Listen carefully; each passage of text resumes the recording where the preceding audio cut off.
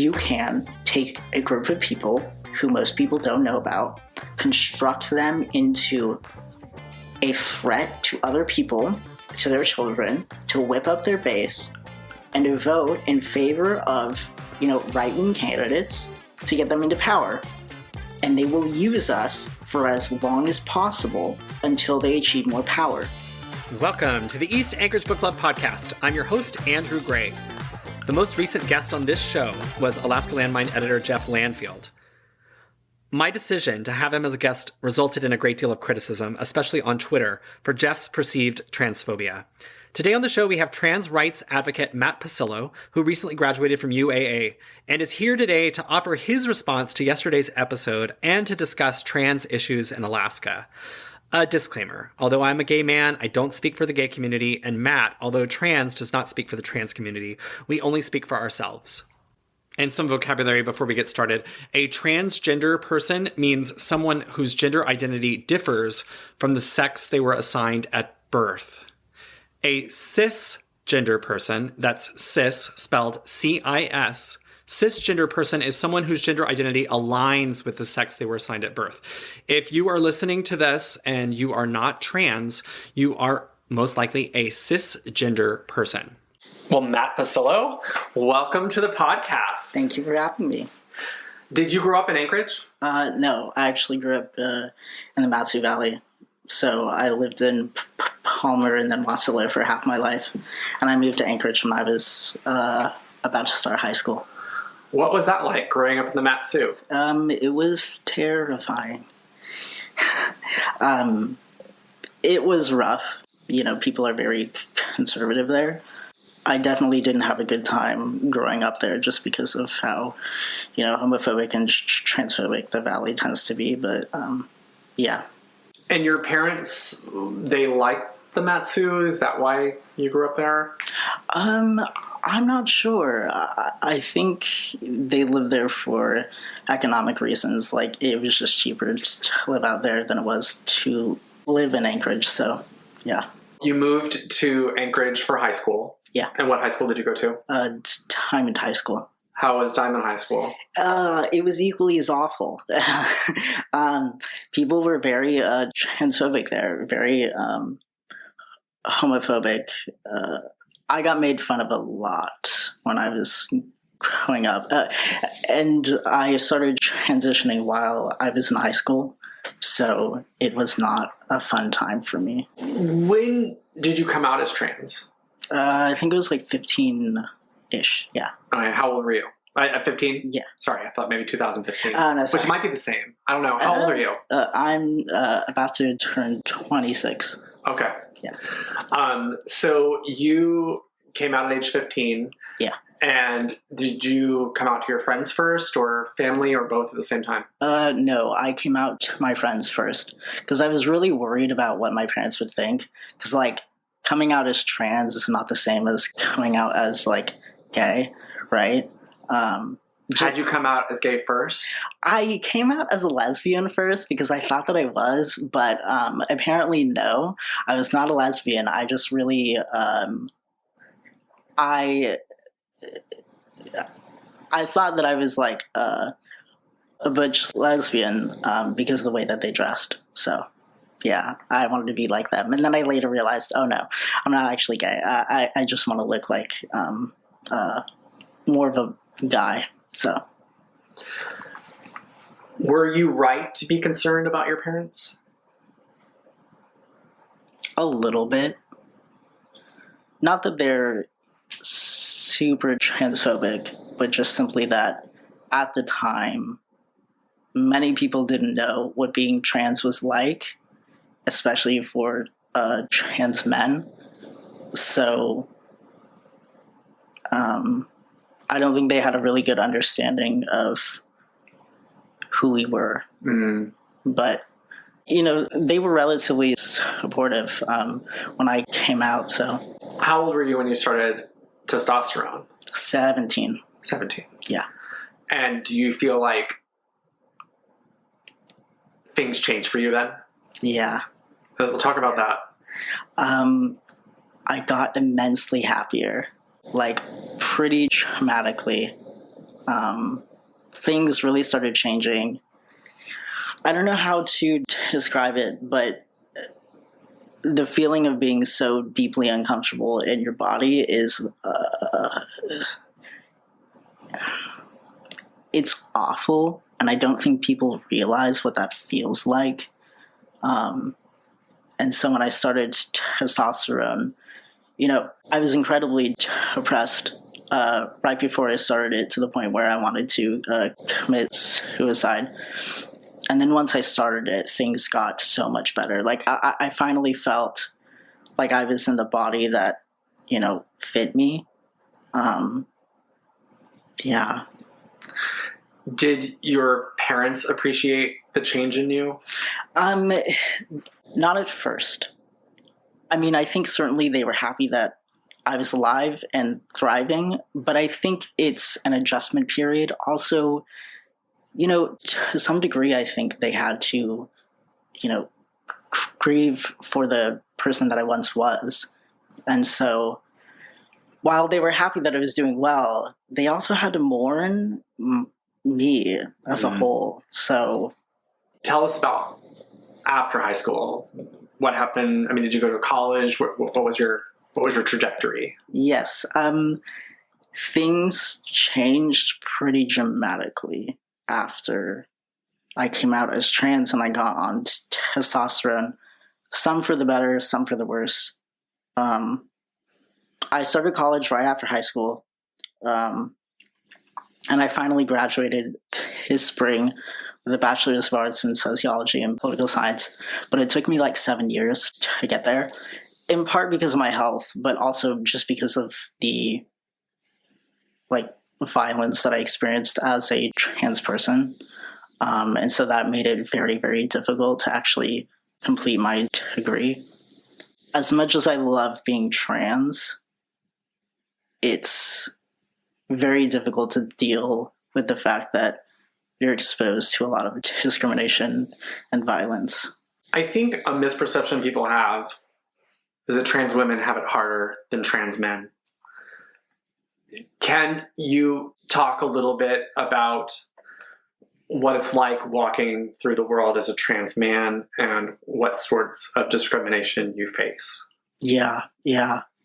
In some ways, obviously, when I walk on the street, I have a degree of passing privilege. But at the end of the day, when I move throughout the world, I'm still trans.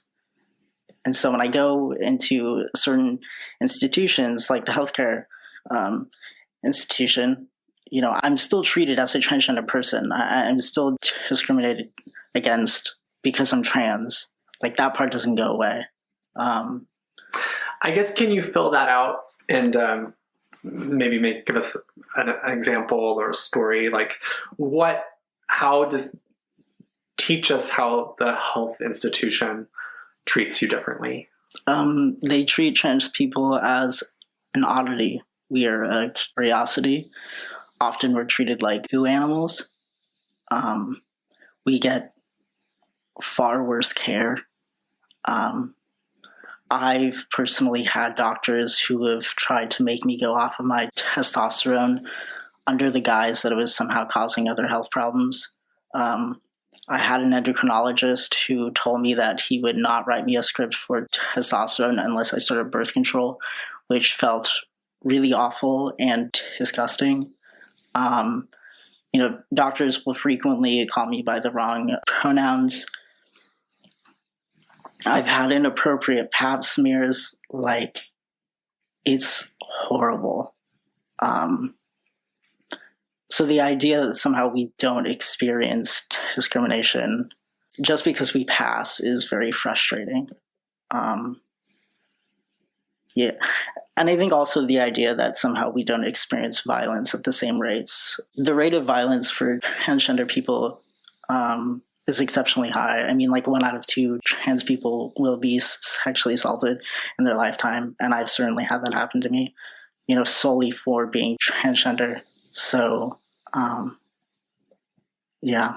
Correct me if I'm wrong, but the acceptance of trans people allows them to have a variety of jobs. to live in a variety of communities, like not necessarily have to live like in a queer ghetto. They can live other places. Like they can buy a house in the suburbs or, work at a bank. But historically, a lot of trans people ended up sort of marginalized doing sex work because they couldn't get a job as a secretary or whatever because the person wouldn't hire them and there was no employee protections. I will say, though, that's still to agree the case today. I mean, one thing that's very difficult to hear sort of the dominant narrative is now that because we're gaining recognition by cis people that somehow our lives are getting better. And the fact of the matter is that we are routinely locked out of the economic opportunity structures around us. We are routinely discriminated against in all aspects of life. In fact, the more visible that we get, the more violence that we experience. So while I understand people assuming that, trans people are gaining rights and that we are gaining economic status, the fact of the matter is that things are still actually really bad for us, and that sex work it still is a common way for a lot of people to get by. I mean, I think there was a study done in 2015. It's the largest study that was ever done on transgender people, and it found that 1 out of 5 trans people had done sex work in their lifetime in order to get their basic needs met. So, yeah, it's not. Things are still really bad for trans people, and we still do operate on the margins of society. This podcast had Jeff Landfield as a guest, sitting exactly where you're sitting now. And that episode was released yesterday. And you listened to it and posted about it. And so I guess it's just if you want to talk about what you heard in the podcast and any concerns that you had about the way information was presented. Yeah, I mean, I think I had mixed feelings about it. Not necessarily because of the episode itself, but more of a broader critique that it is difficult to listen to two cisgender people talk about trans people. And it's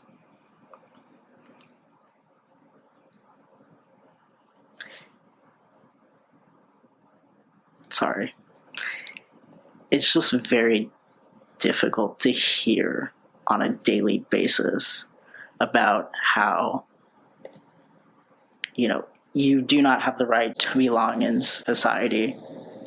And so I think when I heard the episode, while I was glad that you checked him on it, that you really tried to, check him on his transphobia, it was hard, It's like, oh, great, I get to listen to 2 more people debate whether or not I should have the right to exist. And so, it's complicated, I guess. Mm. I'll say a couple of things. Number one, I 100% appreciate that. I brought it up to Jeff, so Jeff certainly didn't want to talk about that. Right. But I felt that if I was going to have him as a guest, that I needed to address the issues that people have with him. I think someone posted on Twitter about it that kind of an interesting thing is that Jeff himself doesn't think of himself as transphobic. Right. And I think trying to have a conversation with somebody who doesn't think they're transphobic about their transphobia right. is a challenge, but something that probably needs to happen. Yes. And I would certainly agree with that. I don't necessarily think that we should shy away from discourse just because it makes us uncomfortable, right? The second thing I'll say is that transphobic people are discriminated against because of cis people. It's cis people that have a problem with trans people, not trans people. Right. In the same way that racist people, it's not the people of color that are the problem. it's the white people that are the problem. Right. And, with homophobic people, in general, it's straight people who are the problem. Yeah. Not, the queer people. So for me, there's a little bit of the people who need to be working on this are the straight people, are the cis people, are the white people. Right. And I have been uncomfortable as a gay man to be called in to talk about homophobia or to talk about, because I'm like, it's not really my problem. Like, Right. Like, so I think that there is an element, for me at least, of wanting the conversation to happen without having to involve the person who's being discriminated against. Do you kind of see where I'm coming from? I do. And I think the dilemma with that in particular is just that trans people aren't necessarily offered an opportunity to actually articulate like how they feel, right? Like that they aren't necessarily offered the opportunity to articulate a different narrative or to push back. And so I think that that's one of the things that I felt sort of uncomfortable by. I will say though, I feel that way not just towards this, not just towards the conversation with Jeff, right? Like that's not exclusive to that. But yeah, like, why is it always cis people talking for us? Even in the comments on Twitter. Yeah. Like, why are we never allowed to articulate how we actually feel? Why is it always cis people who feel the need to hold the floor constantly? And I appreciate cis folks for being advocates. However, at the same time, like,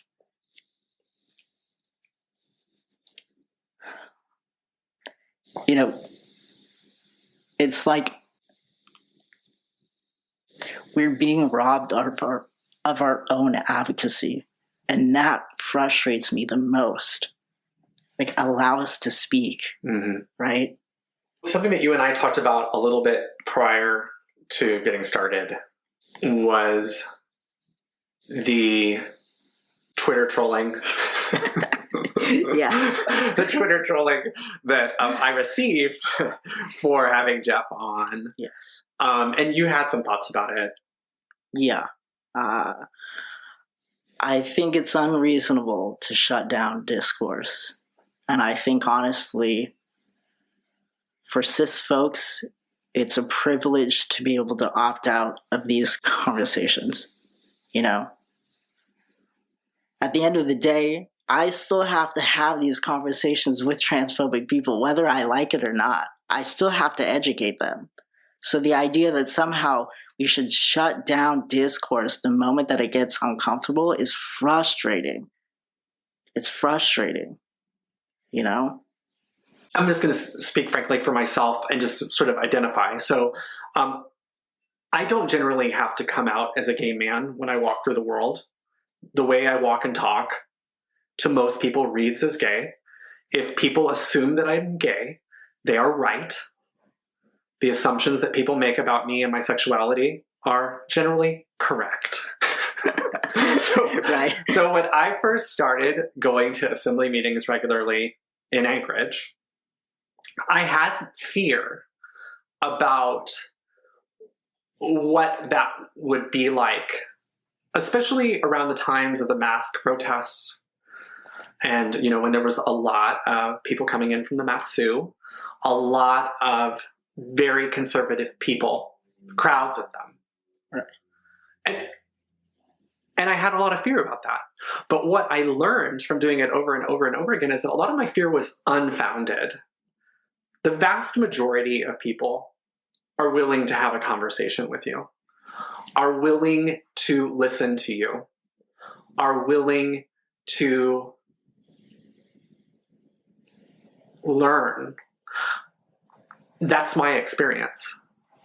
Even the people who you assume hate you, when you're standing right in front of them and talking to them and being reasonable, they will be reasonable back.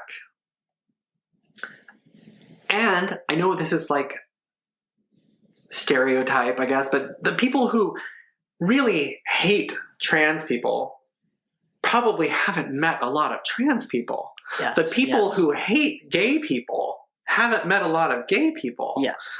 And so I think there's real value in showing up in spaces where there are no other trans or gay people, that there is value in that, and having conversations with those people.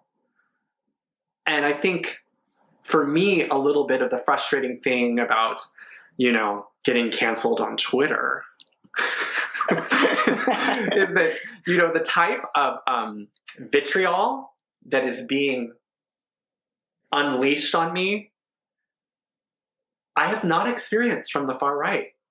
Right. I have not experienced that, from calling into Dan Fagan. Dan Fagan didn't speak to me like that. So, but I'm okay with that. I know that people, I think everyone's kind of walking their way through life.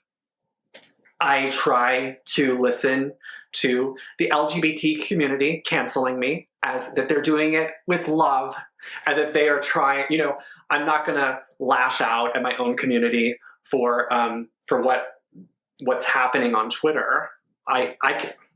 It's fine, but it has been an unusual life experience. But, I would say it's not even really LGBTQ people who are canceling you on Twitter. Like, it's not. I mean, the fact some of them are. Some, right? But I mean, most tend to be, cis people, straight people who aren't necessarily in the LGBTQ community. And so that's sort of one of the biggest frustrations I have, is that it's almost a lack of recognition that, I'm having to educate people all of the time. Like, I'm having to meet people where they're at. And so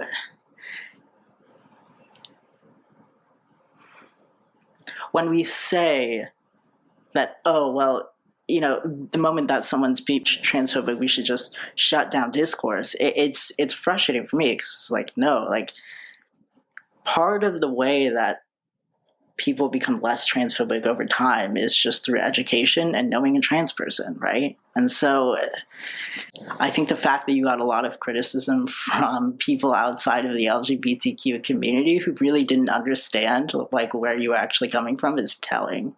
Truly. Like, well, and we joked about this when I started, that some of the people trolling me the worst thought that I'd written an article. And right. I mean, they clearly don't realize that I'm gay. Right. Which, to be clear, there are terrible gay men out there who do terrible things and say terrible things. And so I don't want to say that there's any way that I get a pass because of my identity. But I have tried to feature queer people on the podcast. I think a joke I made with you earlier is that these people who are saying, like, feature more of these people. I'm like, well, I do. And they actually don't get a lot of downloads. Jeff's 24 hours of downloads is extraordinarily high. I'm saying this as a trans person. Discourse is okay. I understand that people are upset about it. And they're like, you know what? We don't want to platform Jeff. I get that. I understand that. But the fact of the matter is, at the end of the day, these are conversations that we quite literally have to have. And also, I'm very glad that you actually did attempt to, make him be responsible for the things that he's saying, right? Because again, like, nobody's really checking him on it. I mean, people on Twitter are, but like, but he doesn't pay attention to that. He totally ignores it. Could I have phrased things differently during that hour with Jeff? Yes. Could I have possibly asked some different questions and pushed back a little harder? Yes. But at the same time, he's not coming to my house to be on my podcast to be attacked. He wants to tell his story, and I'm giving him the space to do that. And, if I'm honest, I think the story is interesting. I think Jeff has an interesting story. I think Jeff serves a very critical place in the media landscape of Alaska right now. Yeah. I think that's in part due to the lack of local journalism. Jeff Landfield exists because the ADN staff is a third of what it was in the 80s. Yep. We pay reporters at Alaska Public Media and other media agencies very little. That's why we end up with so many young reporters who then move on to better paying jobs out of state. Yep. If we really wanted to, quote, deplatform Jeff, you would need to adequately fund local media. Right, yeah. I mean, but that's not probably going to happen. Right. And honestly, Jeff is open about this. He makes about $40,000 a year. He is not making a ton of money doing what he's doing. And he works all the time. He's had 280 podcast episodes. He's interviewed a ton of politicians, some of whom who've since passed away. That hour that he spent with them, it's an important part of the archive. Yeah. I mean, also the idea that somehow you're platforming Jeff by having him on the podcast is frustrating in and of itself, because he's his own platform. Like, there was a Senate press conference with the Alaska Senate on Friday night. The first question asked on the live stream was from Jeff Landfield of the Landmine. So right, it's like, right. He's not cancelable. No.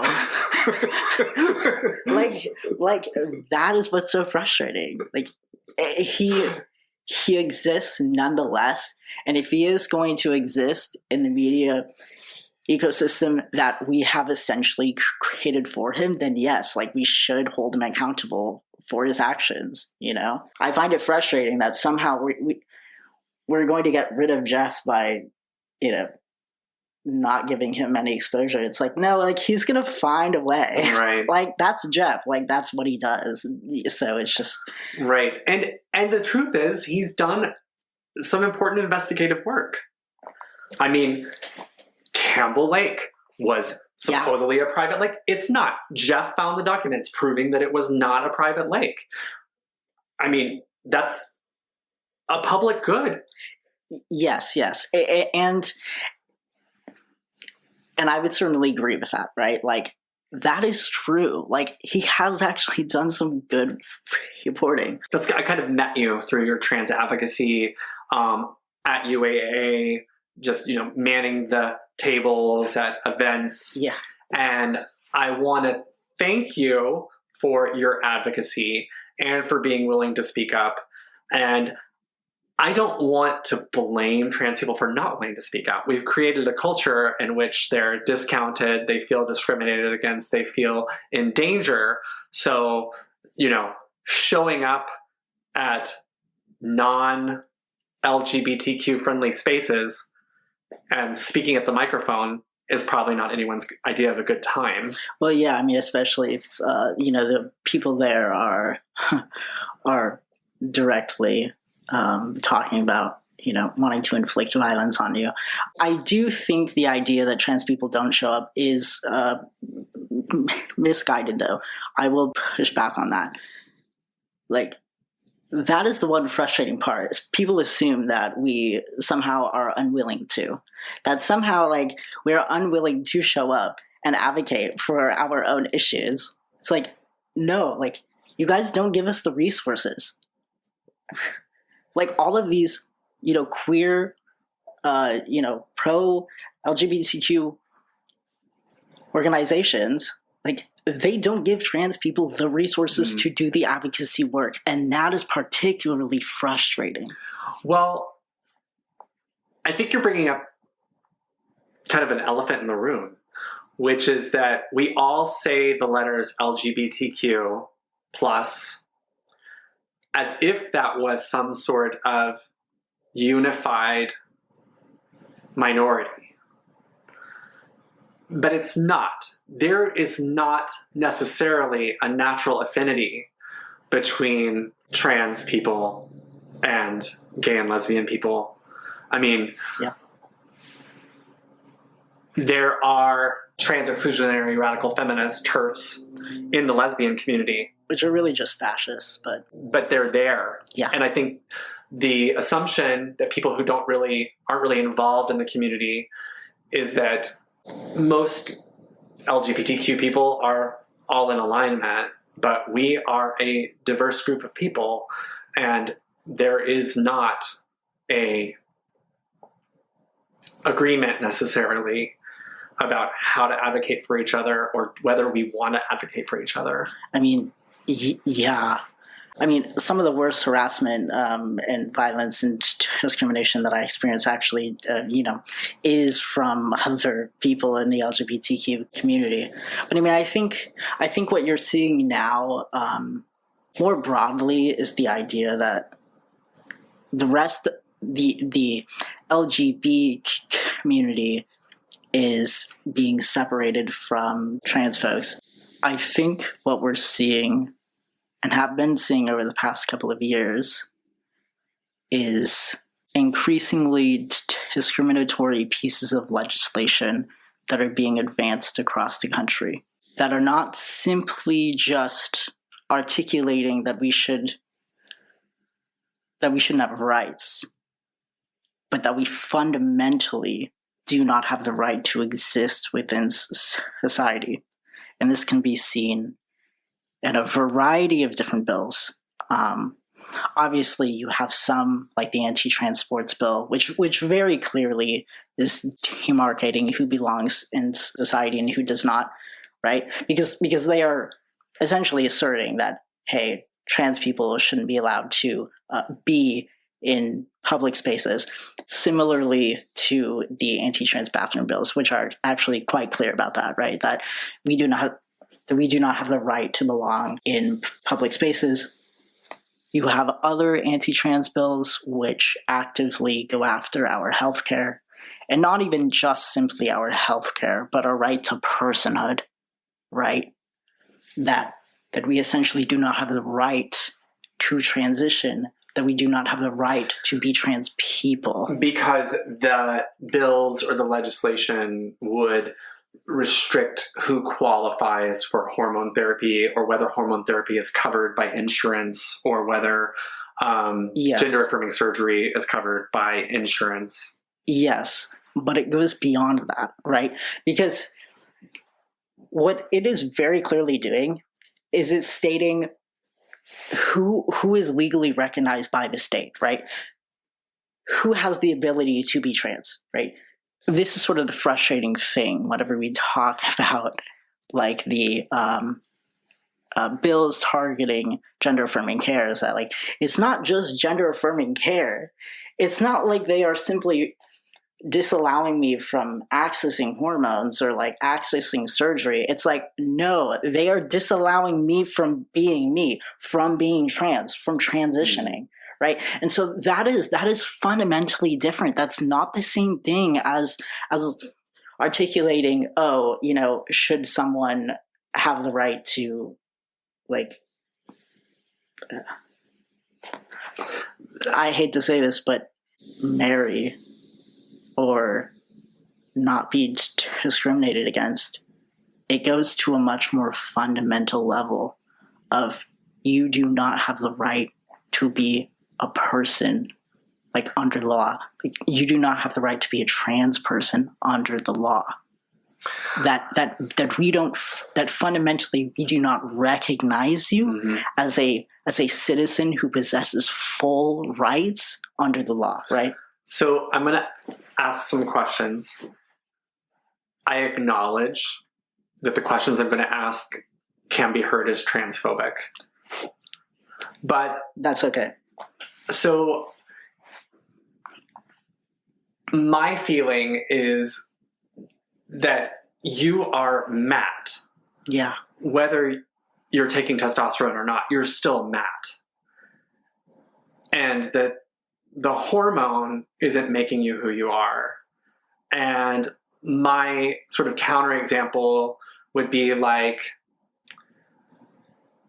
my work as a healthcare provider. I have patients who have prostate cancer, and one way to treat a testosterone-driven cancer, such as prostate cancer, is to either chemically castrate, to take a complete testosterone blocker so that they don't have any testosterone in them. Well, that man still considers himself a man, still feels that he's still the same person, and I actually give them a long lecture on how a lot of the things that they associate with testosterone are really, sort of part of a cultural narrative, and that they can still ride a bicycle 30 miles and climb a mountain and, lift weights, and you can still do a lot of stuff in life and, have a wife and, live your life, and that you can be a very happy person. Like, that your life is not over because we blocked your testosterone. So just playing the devil's advocate is that obviously I support gender affirming hormone care and insurance covering it. But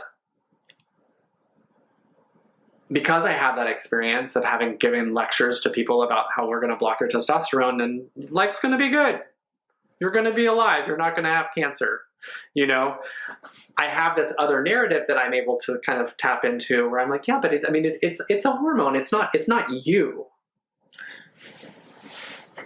But they're not being forcibly detransitioned by the state. That is violent in and of itself. If I lose access to testosterone, my fat redistributes, I get periods again, my facial hair, I think realistically over time it would kind of go away. But I would also be subjected to more violence. I would not pass. It would be frightening to walk down the street. It's not the same thing. It's not. I know that people want to say, oh, well, hormones and gender-affirming care, regardless if you have it or not, that's not necessarily what makes you trans. And I get that. I understand that. But for trans people who rely on hormones to quite literally survive, you cannot tell us that it doesn't matter. It does. It literally does. Our safety quite literally depends on it, first and foremost. Second of all, right? To be forcibly detransitioned by the state, that is such a violent action in and of itself, right? That the state is actively saying, you are not a person, and also we are going to levy state power against you in order to ensure that you, not only that you can't be who you are, but that you can't live, right? That is what's so frustrating about this conversation. It's not simply that if I lose out on gender-affirming care, it'll make my mental health worse. It's not simply that. The state is literally saying, you are not allowed to be you. You are not allowed to be Matt. You are not allowed to be a trans person. And it feels awful to hear the anti-trans rhetoric on a daily basis and to watch all of these bills getting passed as they continually restrict the rights of transgender people. And the fact that the transgender question is now being thrown around as though it's a part of the debate. It is profoundly alienating I mean, it truly does feel like I am on the outside, like I am on the margins of society looking in, right? That all of the meaning that is imbued within my social identity is being ripped away from me. And I wish that cis people understood that. I wish that I could articulate it in a way that people would get it. But at the end of the day, it's incredibly difficult, right? You know, it's. Well, I have a second question. So you came out as trans when you were 15. Yeah. And then began testosterone when you were 17. Yeah. I think an area that people like to debate is what age should gender-affirming care be provided. Do you have things to say about that?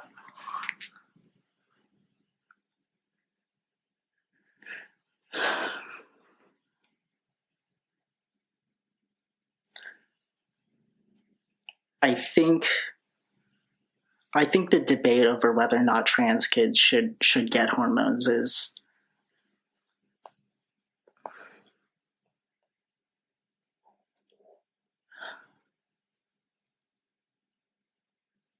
it's a political strategy in and of itself, right? Because like eventually, you know, the idea that they're somehow going to stop with trans kids is beyond ridiculous. I mean, the entire end goal is to ensure that transgender people do not exist, like, entirely. So, I mean, eventually they will move on to trans adults once they get the opportunity. I think right now, for, you know, many trans kids, the future is very uncertain.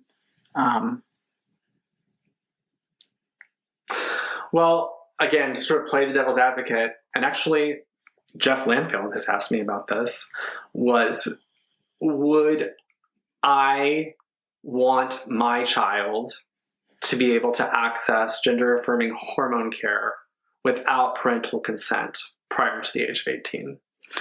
And the answer was no. I would want to have that conversation with my child. I would want, you know, as the parent, I wouldn't want my child to do something that could potentially have a permanent effect. Right, but I think the thing is, though, is that kids aren't being given hormones. Like it's not like they're being given estrogen or testosterone. That idea is utterly ridiculous.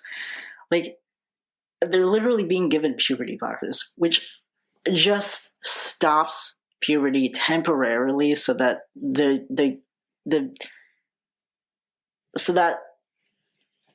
trans adolescent is able to figure out, like, okay, like, is this something that I want to pursue? How do I feel about this, right? Like, this is what's so annoying, is the idea that somehow we're giving, you know, adolescents testosterone and estrogen is just, like, untrue. And somehow that they're able to obtain that without parental consent is ridiculous too. Like, the only way that I was able to get on testosterone was with my parents' consent. And I mean, and I think, you know, for a lot of providers who do offer that, especially when they are older, around 17 or 18, right? They're doing that in mind with the understanding that this person has been transitioning for a while, right? And that they've already been socially transitioned for a couple of years now. To listeners out there who don't have trans friends, who don't know trans people, who only follow the news, I would say, and in more conservative areas, hear this narrative that the left wants elementary school students to transition.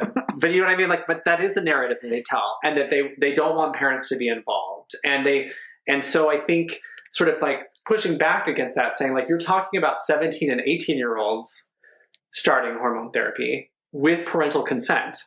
I think that's different than this false narrative that you hear that in the right-wing media, that the left wants kids to be able to make these choices as young children and do so without parental involvement. That is a narrative that they push. I know. Well, no, I mean, it's so hilarious, too, because there's quite a few people, there's many people on the left who don't even like trans people. So the idea that the entire left is like, like don't even get me started. That somehow, like, they are so supportive of trans people is just, like, absolutely infuriating. But I mean, yeah, no, I think that the right they understand that you can take a group of people who most people don't know about, construct them into a threat to other people, to their children, to whip up their base, and to vote in favor of, right-wing candidates to get them into power. And they will use us for as long as possible until they achieve more power. I think a mistake is to assume that suddenly after the midterms, suddenly after many, Trumpy candidates have lost, that somehow they will back down from attacking trans people. Did you read Detransition Baby? It's written by Tori Peters. She's an author in New York. Ooh. She's trans, and she wrote a novel, but one of the characters detransitions. For somebody who's not trans, just reading a whole novel about detransitioning is eye-opening, because the narrative that we're basically fed is that, like, you realize you're trans and then you transition and you live happily ever after. And in this case, they're like, they literally felt that life was too hard as a trans person. Like, it was not about, like, they decided that they weren't actually trans. They chose to not live as a trans person anymore because they were just like, life would be just much more easy. Well, I mean, a majority of the people who do transition, I mean, a lot of them do so because of safety reasons, right? Mm-hmm. That they are more at risk of being, violated and attacked, and, just at a higher risk for being murdered, right? So I think the dominant narrative right now about detransitioning is very frustrating because it really doesn't encapsulate the actual lived experience of someone who actually has to detransition. I've thought about it before, not because I'm not trans, but simply because, like, I have experienced so much violence that, sometimes I'm like, oh, like, should I just detransition in order to not experience it? But I want to shift gears and talk about some other members of your family. Yeah. Because your aunts are famous in Anchorage. Can you tell us a little bit about them? Yes. My aunts are the Anchorage parking fairies, and they were super upset. Well, so my Aunt Lenny was very upset because she got a parking ticket that she very much disagreed with. And so Liddy Pacillo. Yes. Yeah. Yes. My Aunt Lenny and Susan, they started putting quarters in the parking meters just out of spite, just to spite the Anchorage Parking Authority. And so then I think it grew from there. So she got a parking ticket. She was super angry about it, so she started showing up downtown, walking around and putting money in parking meters so that people wouldn't get tickets. Yes, yeah. And she was, like, I guess someone might describe it as, like, obsessive about it. She went a lot, right? Like, it was like a daily thing. Oh, yeah, yeah. Her and my Aunt Susan. Yeah, mm-hmm. Yeah. And they did that for... I think it was years. Years, yeah. And they became sort of like local celebrities. Yeah. As the parking fairies. Yeah. Yeah. And then what happened? Well, my Aunt Lenny passed away a couple of years later. But I think prior to her passing, they named the parking garage after her, which was really cool. I was there, and I don't remember a lot of it because I was super young at the time. But like Do you know around what year that was? I think it was like 2007-ish, so I was like maybe 9 or 10. And I just remember being, there was like a motorcade of cars just going into the building, and that's virtually all I remember. Do you know any books that you could recommend to our listeners? I read a lot of political theory, so I'm probably not the best person to ask, but I will say to any listeners, one of the best books that I think you can read right now is On the Origins of Totalitarianism by Hannah Arendt. I think that she does a really good job articulating, what it means to lose your political rights, and what it means to be a stateless person, and what it means to not have the right to have rights. And I think it's particularly pertinent in the moment that we're in, particularly for trans people. Obviously, it's not the same as being Jewish in any capacity. I just think it's a really good book for understanding the political moment that we find ourselves in. Matt Pacillo, thank you so much for being on the show today. Thank you. I appreciate it. Big thanks to Corey Coolidge for making this podcast listenable. Please check out his website, anchoragelife.net, and his YouTube channel, also called Anchorage Life. Thank you to you, our listeners. If you like what you heard, please subscribe, rate, and review us.